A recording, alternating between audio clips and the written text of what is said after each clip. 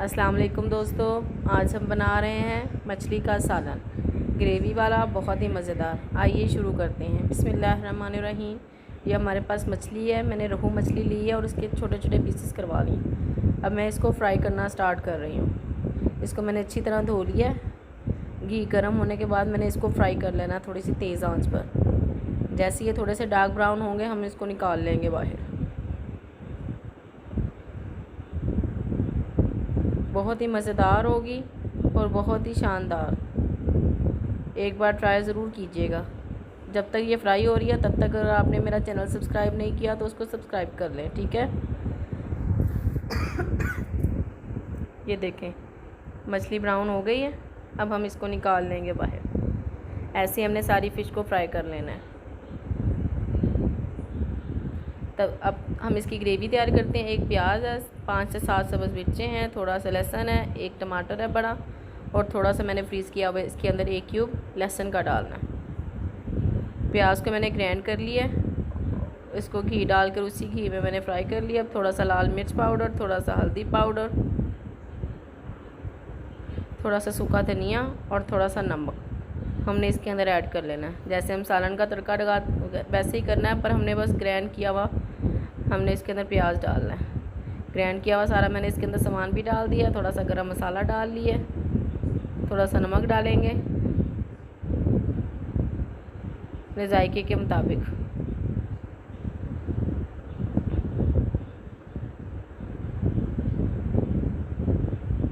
हम इसको अच्छी तरह भून लेंगे। अब हमने इसके अंदर फ्राई की हुई फ़िश डाल देनी है और इसको 2 से 3 बार हिलाएंगे इसको, ताकि इसके अंदर मसाला चला जाए अच्छी तरह। जब से जैसे ये थोड़ा सा घी छोड़ेगी हमने इसके अंदर फेंटा हुआ दही डाल देना, तकरीबन 2 कप, ताकि इसकी ग्रेवी मज़ेदार सी बन जाए।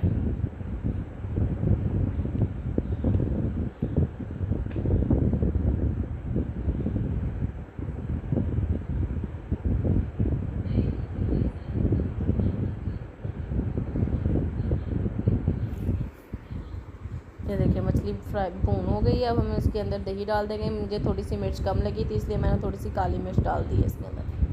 अगर आपको सालन में थोड़ी सी मिर्च कम लगे तो आप दही के अंदर ऐड कर दें काली मिर्च। लाल मिर्च बिल्कुल ना ऐड कीजिएगा, वो गले को लगेगी।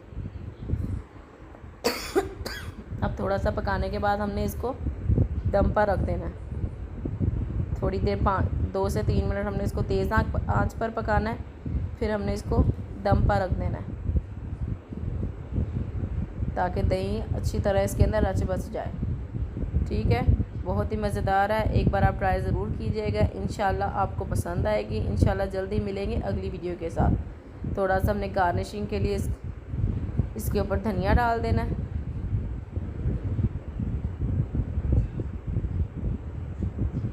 और